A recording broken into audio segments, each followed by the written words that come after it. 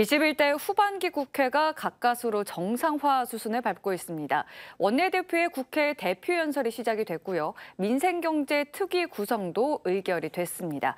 하지만 상임위 구성은 아직까지 해결되지 않고 있는데요. 네, 정치권에 다양한 이야기거리가 있습니다.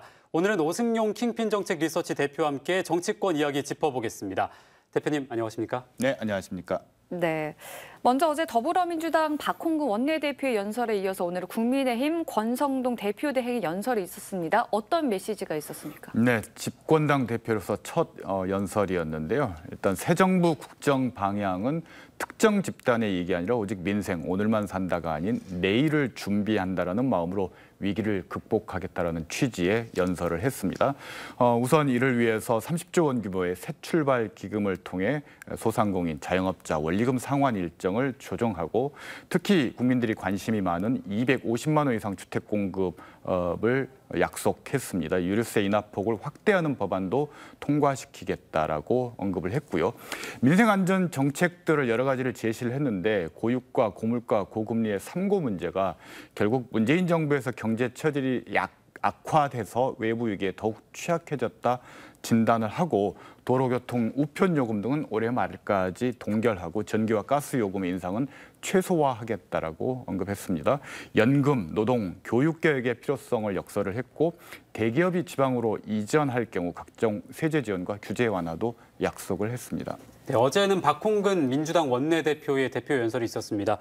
검찰 출신 문고리 육상시, 권력의 사유화를 지적하면서 박근혜 전 대통령 얘기까지 꺼냈습니다. 이 대표 연설을 어떻게 보셨나요? 네, 시종일관 격앙된 톤이었다라는 말로 이 대표 연설을 요약할 수 있을 것 같습니다. 네. 윤석열 정부를 향해서 사적 채용 그리고 최근에 불공정 인사 등으로 드러나고 있는 권력의 사유화는 반드시 대가를 치르게 될 것이라고 강력한 경고를 보냈고요. 대통령 가족과 친인척 측근 비리는 정권뿐만 아니라 나라까지 불행하게 한다라면서 헌정사상 초유의 박근혜 대통령 탄핵까지 언급할 정도로 상당히 강도 높은 원내대표 연설이었다고 할 수 있을 것 같습니다. 최근에 수사와 관련해서 정치 보복성 기획 수사와 구시대적인 종북몰이는 국면 전환에 결코 성공할 수 없다라는 말도 했고요. 이런 박홍근 원내대표의 연설에는 민주당 개혁론 대신에 선명 야당론에 불을 붙이려는 그런 의도가 깔려 있는 것이다라고 말씀드릴 수 있을 것 같습니다. 최근에 윤석열 정부의 문재인 정부 전방위 수사로 민주당 내 위기감이 고조되고 있는 상황이고요. 청와대 직원 채용 문제 등을 거론하면서 이에 맞불을 놓을 수 있는 이슈와도 필요한 상황이었다라는 거죠. 투쟁하는 야당 추청하면서 지지층의 총결집도 유도하고 지난 대선, 지선 패배로 인한 책임론도 좀 희석시키고자 하는 그런 의도들이 있었던 것 같습니다. 네, 그렇군요. 앞에서 이제 사적 채용에 대해서 말씀을 해주셔서 이야기를 이어가 보면 앞에서 권성동 이제 대표 대행도 그렇고요. 여당과 대통령실에서 계속해서 이 사적 채용 논란이 이제 계속 이어지고 있는 모양새인데 이 사안만 두고 봤을 때 어떻게 평가를 하고 계십니까? 우선 엽관제가 통용되고 있는 대통령실의 인사는 파견직을 제외하면 정무적 채용이다. 라고 표현하는 것이 정확한 표현일 것 같고요. 그렇기 때문에 채용 공고나 서류 심사, 면접 이런 것들이 이제 생략되는 관행들이 있어 왔습니다. 사적 채용이라는 말은 아마 민주당의 이 정치적인 공세다라고 이해하시면 될 것 같습니다. 다만 네. 구급이라든지 또 최저임금 수준에 불과하다든지 강릉 촌놈 운운했던 권성동 대표의 발언들은 국민들, 특히 어떤 청년층들의 감정선을 건드리면서 더 이슈를 증폭시킨 측면이 있다. 국민의힘의 무능한 대응이 이슈를 키우고 있는 측면이 있다라고 말씀을 드릴 수 있을 것 같고요. 이런 이슈가 권성동, 장제원의 분열로 오히려 전선을 확장시키고 있는 측면도 있는 것 같습니다. 민주당 입장에서는 앞서 말씀드렸듯이 해양수산부 공무원 피살 문제라든지 어부 북송 문제로 인해서 문재인 정부에 대한 수사가 압박을 조여오고 있는 상황이기 때문에 맞대응할 이슈가 필요했던 것 같고요. 또 전당대회 국면에서 자신들의 선명성을 부각시키기 위해서 고민정 의원 등 민주당 인사들이 이 이슈에 화력을 집중하고 있는 배경도 고려해야 될 것 같습니다. 네, 여야가 또 대립 구도를 이어가고 있는 문제가 하나 더 있습니다. 바로 상임위 구성을 놓고 좀 대립을 이어가고 있는데요. 행안위, 과방 이 두 가지가 핵심인 것 같습니다. 해결의 실마리를 어떻게 찾아야 된다고 보시나요? 우선 오늘까지 원구성 협상이 공전된 게 정확히 53일인데요. 여야 모두 국민들 앞에 진정한 사과가 좀 필요할 것 같습니다. 여야 원내대표가 지난 18일 김진표 신임 국회의장 주재 회동에서 오늘까지 원구성 협상을 마치기로 합의를 했기 때문에 오늘까지는 반드시 합의에 이르러야 될 것 같습니다. 앞서 말씀하셨듯이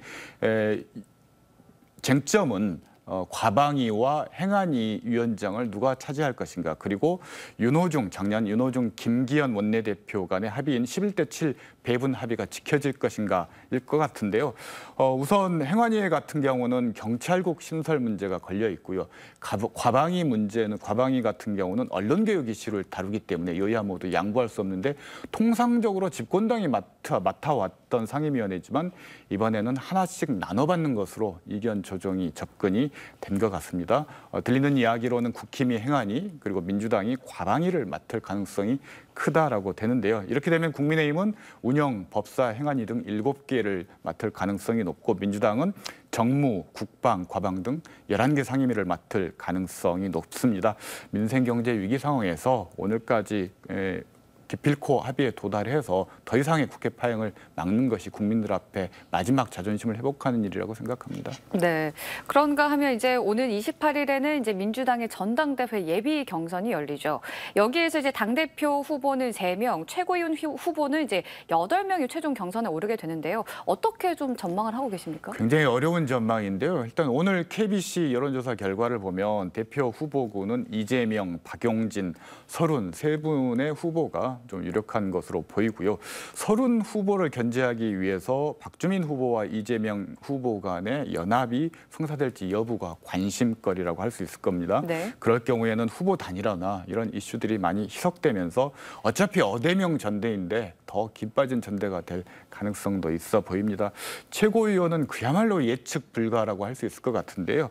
우선 17명이 출마해 수적으로는 많지만 그렇게 눈에 띄는 후보가 없다라는 것이 공통된 평이라고 할 수 있을 것 같습니다. 이재명 후보가 친명계 후보 중에 박찬대 후보를 러닝메이트로 이미 공개적으로 천명을 했기 때문에 박찬대, 정청래 후보가 안정권이라는 전망이 많고요. 네.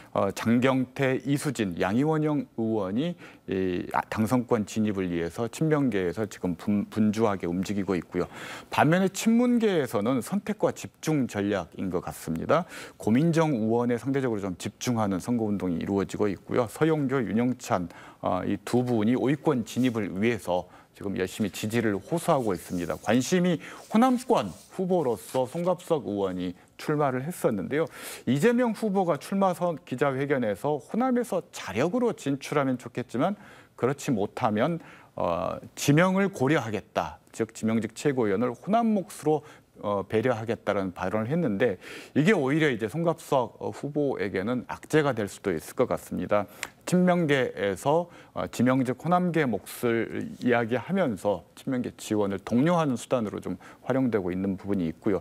친명도 친문도 아닌 호남 대표라는 스탠스가 과연 어떤 결과로 이어질지 좀 지켜봐야 될 것 같습니다. 네, 지금 뭐 말씀을 들어보니까 송갑석 의원이 호남이고 또 이 민주당의 최대 지지 기반이 호남인데 송갑석 의원에 대한 평가 자체는 확률적으로 좀 높지는 않게 좀 평가를 하신 것 같거든요. 왜 그렇습니까? 일단 이 자체가 호남의 위기한 징후라고 표현을 할 수 있을 것 같은데요. 민주당이 호남의 주인이다, 호남이 민주당의 주인이다라는 그런 지역민들의 인식이 많았지만 최근에는 선출직도 자력으로 선출하기 힘든 상황으로 많이 주변화되고 있는 측면들이 있다는 거죠. 긍정적인 측면에서 보면 민주당이 호남 기반에서 수도권 기반으로 영역을 확장했다라고 평가할 수도 있지만 조금 부정적으로 보면 민주당 내에서 호남의 정치적인 역량이 퇴보했다라고 얘기를 할 수 있을 것 같은데요. 그렇게 된 원인 중에 하나는 역시 호남 정치인들의 어떤 퇴행적인 계파 추종이라든지 줄서기 관행 이런 것들이 작용을 한 것 같습니다. 네. 그런가 하면 이제 최근에 국민의힘이 이제 권역별 순회 예산정책협의회를 이제 갖고 있지 않습니까? 그래서 광주를 찾았죠. 이 자리에서 생각보다 이 광주시의 현안에 대해서 좀 미온적이었다라는 반응이 있습니다. 여기에 대해서 어떻게 생각하시나요? 저도 그 부분은 약간 실망스러운 부분이 있는데요. 일단 뭐 예산 폭탄 발언은 이제 김영록 지사가 했던 발언이었고요. 권성동 대표 직무대행의 발언은 대선과 지방선거에서 약속한 인공지능 산업과 미래 모빌리티 산업 지원을 아끼지 않을 것이다라고 얘기를 했습니다. 복합 쇼핑몰 유치 약속 역시 차질 없이 이행하고 지역 주민의 삶의 질을 향상하기 위해서 문화, 예술, 관광 사업 지원도 계속 챙기겠다. 뭐 이런 발언을 했습니다. 근데 이제 호남권 예산협의회의 유일한 승자는 윤택림 전 전남대 병원장이라는 말이 결코 과장이 아니라고 할 수 있을 것 같은데요. 왜냐하면 국민의힘은 전남대 병원에 새로운 병원 건립이 필요하다는 건의를 받아들여서 정부 예비 타당성 조사 대상에 포함을 시켰습니다. 기재부에 1차 대상으로 넣었다는 건 사실상 확정이라고 볼 수 있는 거고요. 네. 전남도가 건의했던 국립의대 설립에 대해서는 의사 수급 관련 협의가 더 필요하다고 좀 미온적인 반응을 보였고, 광주시가 제안했던 국가 지원형 복합 쇼핑몰은 국비 요청 규모가 일단 너무 크고, 그리고 다른 지역과 형평성에 맞지 않기 때문에 더 검토해봐야 된다라는 그런 반응이 나왔습니다. 네, 뭐 이어서 계속해서 예산정책협의회에 대해서 좀 여쭤보려고 하는데요. 광주에서 가장 지금 뜨거운 이슈는 역시나 복합 쇼핑몰 유치 관련해서가 아닐까 싶은데, 광주시가 내놓은 이 안에 수소 트램 같은 좀 약간의 무리수가 포함이 된 것도 문제 중에 하나였다라는 평가도 있습니다. 이 부분 어떻게 보시나요? 일단 그것이 이 국민의힘의 미온적인 대응을 초래했던 주요한 원인이라고 저는 생각을 하는데요. 우선 권성동 대표가 어떤 얘기를 했냐면, 광주시 복합 쇼핑몰 구상을 그날 예산협의회 현장에서 처음 들었다고 얘기를 했다라는 거죠. 그것은 예산협의회 관례상 있을 수 없는 일이라는 겁니다. 왜냐하면 정부 집권당과 예산협의회를 하는데 현장에서 사업안을 들이밀고 지원해달라고 하는 것 자체가 기존의 관행, 상식적인 예산 협의 절차라고 하기 좀 어려운 측면들이 있다라는 거고요. 그리고 광주시의 복합 쇼핑몰 사업 제안서를 보면 수소 트램 같은 부분들이 있는데, 이게 원래 광주시장 인수위 보고서 보면 12로 설립이 가능하다고 했던 부분들을 국비로 좀 떠넘긴 측면들이 있습니다. 그리고 대전 복합 쇼핑몰이 약 6,500억 예산으로 설립이 됐었는데요. 광주시의 사업 제안을 보면은 복합 쇼핑몰은 빼더라도 9천억의 예산, 국고 지원을 요구했다라는 거죠. 배보다 배꼽이 더 큰 그런 사업 제안이 되었다는 점도 아마 그런 미온적인 반응이 나올 수밖에 없었던 배경이었던 것 같습니다. 특히 문제였던 것이 트램이라든지 도로망이라든지 이런 것들이 광주시가 국비로 신청하기 위해서 SOC 기반 사업 시설비를 국비로 신청하기 위해서 예시를 든 것뿐이다라고 했는데, 그것은 더 말이 되지 않는 게, 사업 내용도 확정되지 않은 국비 지원 6천억을 요구했다는 것은 더 상식적이지 않다라는 거죠. 이런 측면에서 광주시의 준비 부족이 좀 아쉽습니다. 네, 알겠습니다. 오늘 여기까지 듣도록 하겠습니다. 지금까지 오승용 킹핀 정책 리서치 대표와 함께 정치권 이야기 짚어봤습니다. 오늘 말씀 잘 들었습니다. 네, 감사합니다.